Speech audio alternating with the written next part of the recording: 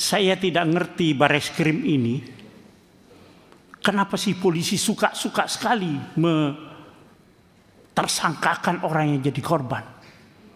Bapak-bapak, ibu-ibu dari yang punya warung, Ibu Nabila ya.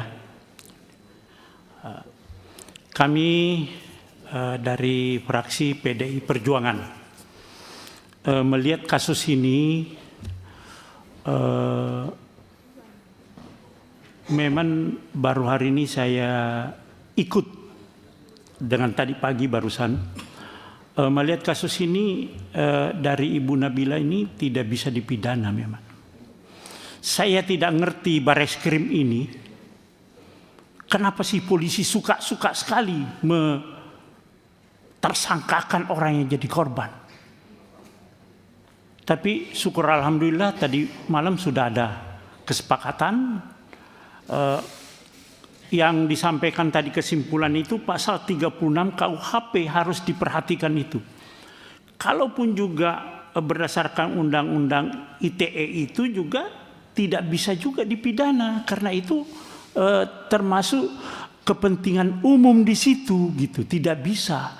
Oleh karena itu saya sangat setuju bahwa kasus ini harus dihentikan, di SP3-kan kepada Ibu Nabila sebagai tersangka dalam kasus ini gitu.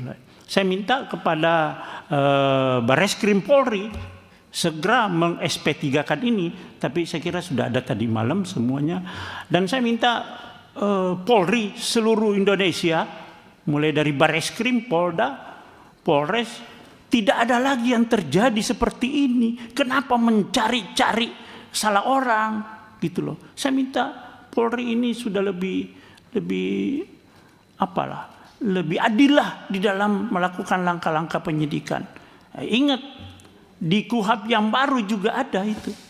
Ketika penyidik melakukan suatu kesalahan, akan dilakukan sanksi, baik itu administrasi, etik maupun pidana. Oleh karena itu harus betul-betul dibaca KUHP yang baru ini yang sudah berlaku dan betul-betul itu dipedomani dan dilaksanakan. Saya kira itu Pak Ketua, terima kasih. Assalamualaikum warahmatullahi wabarakatuh. Jadi setuju Pak ya? Pak Ketua, ini perkara unik ya. Kalau dulu itu jelas praduga tak bersalah itu diterapkan kepada setiap orang yang dikenakan status tersangka atau dituduhkan ya, supaya hak-haknya masih pulih sebelum pengadilan memberikan keputusan dia dinyatakan bersalah dan mempunyai kekuatan hukum tetap. Jadi praduga tak bersalah itu mencakup hak-hak administratif ya. Pada intinya dia masih punya upaya-upaya hukum, didampingi pengacara, kemudian juga saya salah apa, saya harus diperiksa seperti apa, tuduhannya apa.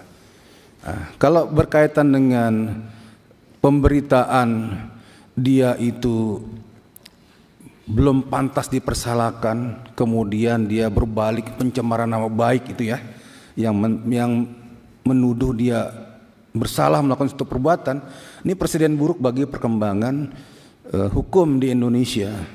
Bayangkan ya.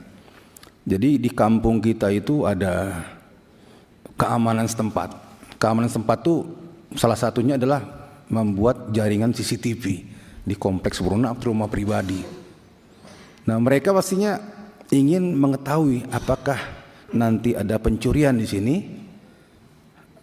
atau pencurian itu bisa tertangkap nggak dengan saya pasang CCTV, kami pasang CCTV. Ya. Setelah terpasang ternyata ada pencurian dan kelihatan ciri-cirinya. Logika umumnya adalah aparat setempat itu, satpam, masyarakat dan lain-lain segera menyebarkan berita tentang ada pencurian dan tayangannya seperti apa. Dengan gerakan cepat mereka tutup sana, tutup sini, tutup situ, akhirnya tertangkap.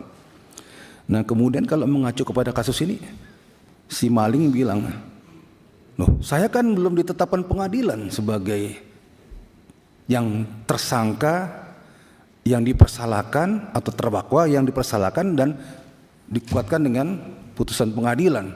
Jadi nggak boleh dong kamu tayang-tayangkan seperti itu. Ini analoginya ya.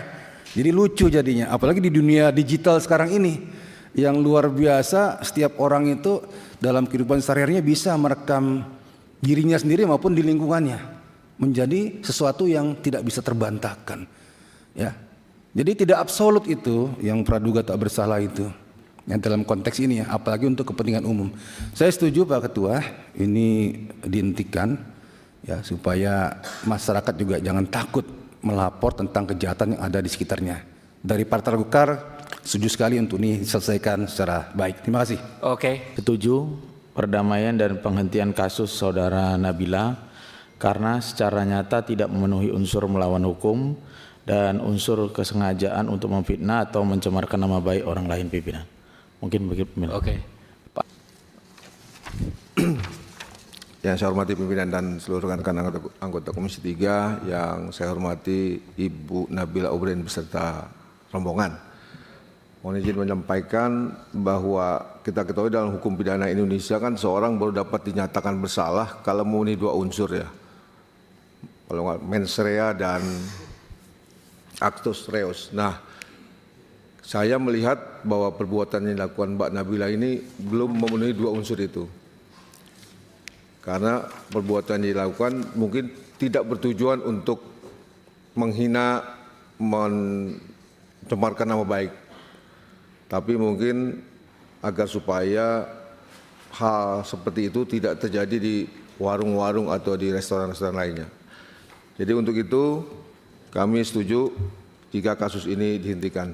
Saya dari Partai Keadilan Sejahtera, terus terang saja dari hasil kajian kita tadi rapat pagi dan juga kesimpulan yang tadi disampaikan, menarik ya bahwa lebih-lebih untuk para penegak hukum dengan adanya KUHAP maupun acara pidana yang baru perlu penyesuaian. Menarik tadi yang disampaikan rekan terdahulu ya, bahwa di mana-mana sekarang masyarakat sudah memanfaatkan teknologi ya, bahwa di gang, di rumah-rumah ada CCTV. Jadi aneh kalau di CCTV itu pelakunya terlihat lalu dilaporkan jadi terbalik, itu hal yang menurut saya pribadi sangat aneh gitu. Tapi alhamdulillah proses ini oleh Komisi 3 bisa diselesaikan, dan dengan ini saya mewakili Partai Keadilan Sejahtera menyetujui kesimpulan yang disampaikan oleh Ketua Komisi terhadap kasus ini.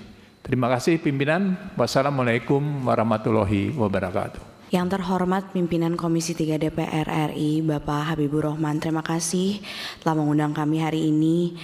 Yang kami percaya pasti untuk keadilan rakyat, yaitu Ibu Nabila. Dari kemarin memang selama proses izin anggota dewan memang banyak kejanggalan-kejanggalan yang terjadi gitu. Kami selaku kuasa hukum membedah KUHP sedemikian rupa, memang tidak ada satupun unsur yang terpenuhi dari apa yang telah dilakukan oleh klien kami. Download Tribun X sekarang, menghadirkan lokal menjadi Indonesia.